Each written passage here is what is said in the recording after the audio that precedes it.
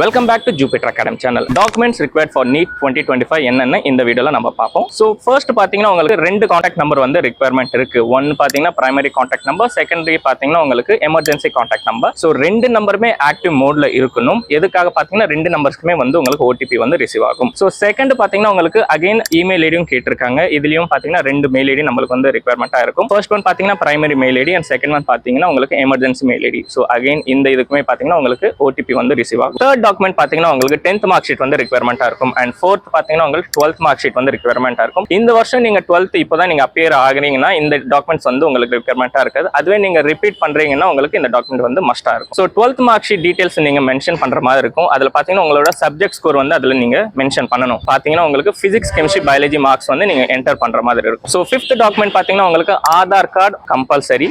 So உங்களோட 10th details and Aadhaar card details ரெண்டுமே match ஆகணும்.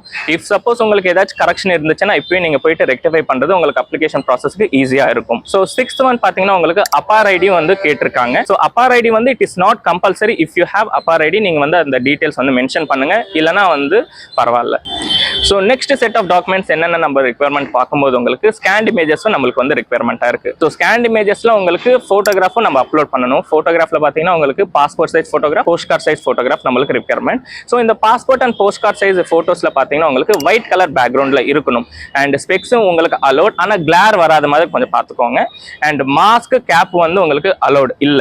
நெக்ஸ்ட் ஸ்கேன் இமேஜஸ்ல பார்க்கும்போது நம்மளுக்கு ஸ்டூடெண்டோட சிக்னேச்சர் அண்ட் தம்ப் இம்ப்ரெஷன் நம்மளுக்கு வந்து ரிக்வயர்மெண்ட். ஸோ சிக்னேச்சர் பார்த்தீங்கன்னா ப்ளூ இங்க் ஆர் பிளாக் இங்க்ல நம்ம வந்து சைன் பண்ணலாம்.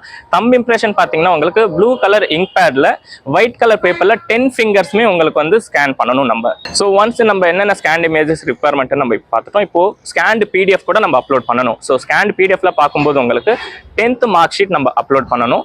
அதுக்கப்புறம் உங்களுக்கு கம்யூனிட்டி சர்டிஃபிகேட் நம்ம அப்லோட் பண்ணணும். ஸோ கம்யூனிட்டி சர்டிஃபிகேட் யார் யாருக்கு ரிக்வயர்மெண்ட் பார்த்தீங்கன்னா உங்களுக்கு BC ஸ்டூடெண்ட் வந்து OBC சர்டிஃபிகேட் நீங்க கம்பல்சரி வாங்கணும் and SC certificate and ST சர்டிஃபிகேட்டும் உங்களுக்கு அப்லோட் பண்ணணும்.